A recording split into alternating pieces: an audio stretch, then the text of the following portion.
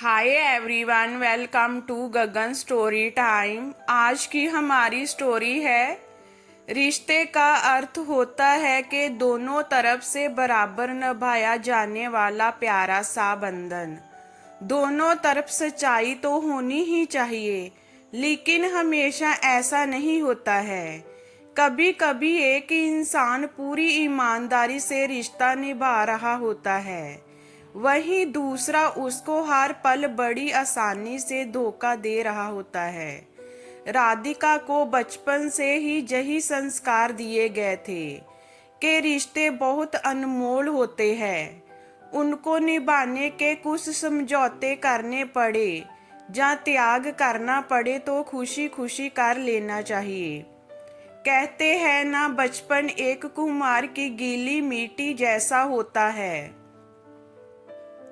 उसे जिस आकार में ढालना चाहो वो ढल जाता है, और कहीं ना कहीं आपके दिमाग में वैसी ही छवि स्थापित भी कर लेता है।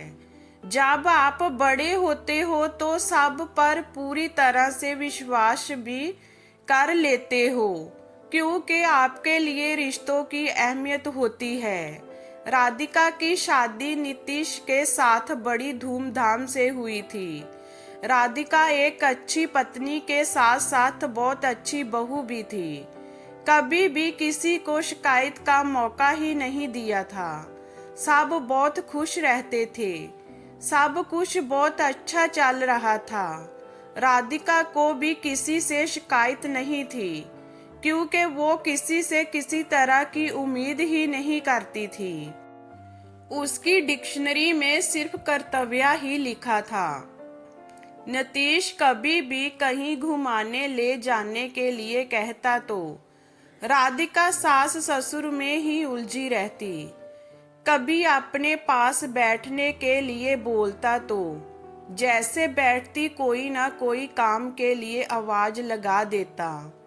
एक दिन राधिका ने नीतीश को किसी लड़की से हंसकर बात करते सुना तो पूछ बैठी, कौन है जिससे आप बात करके इतने खुश हो रहे थे? नीतीश ने तमतमाते हुए कहा कि तुम तो घर वालों को खुश करने में ही लगी रहती हो, तो मुझे कहीं और खुशियां ढूंढनी पड़ती है। राधिका अवाक रह गई कि सुबह से लेकर शाम तक वो नीतीश की हर छोटी बड़ी जरूरतों को ख्याल रखती है। कहाँ कमी रह गई कि खुशियों की तलाश में घर से बाहर निकलना पड़ गया। क्या बात कर रहे हो नीतीश? मैंने तुम्हारे लिए क्या नहीं किया? तुम एक केयर टेकर अच्छी हो, जो सिर्फ सबका समय पर सारी जरूरतों को पूरा करती है। नीतीश बोला, तुम्हारे लिए मेरे साथ वक्त बिताने के लिए समय ही नहीं होता है। अच्छी बहू बनने के चक्कर में अपने पति की तरफ कभी ध्यान ही नहीं दिया। जब कहीं घुमाने जाने की बात करूं, तुम्हें हमेशा मम्मी जी पापा जी ही याद आते हैं। नीतीश, मुझे लगा कि तुम दिन भर बाहर नौकरी करते हो, तो घर में सबका ख्याल रखना, उनकी जरूरतों को पूरा करना मेरी जिम्मेदारी है। पति को सिर्फ खाना बनाकर देना, उसके कपड़े प्रेस करके रखना ही पत्नी का कर्तव्य नहीं है।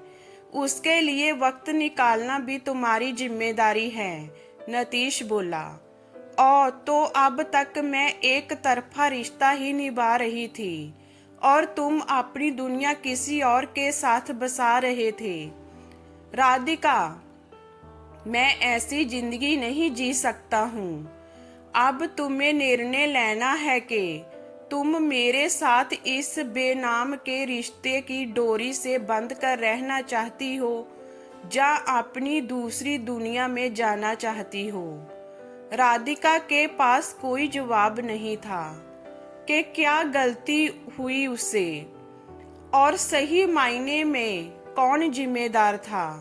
दोराहे पर खड़े इस रिश्ते के लिए वो क्या बताएगी?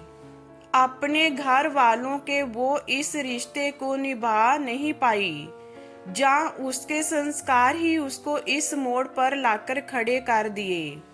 नहीं नहीं, वो गलत नहीं थी, वो रिश्ता ही गलत था, जो इतना कमजोर था कि बेवजह ही दूसरों में अपनी खुशियों को तलाश कर रहा था।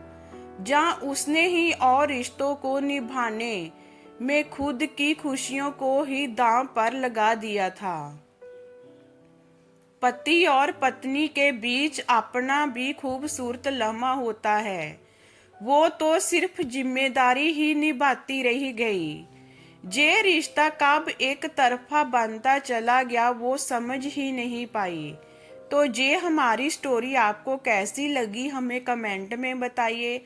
लाइक कीजिए, शेयर कीजिए एंड वॉचिंग के लिए थैंक यू।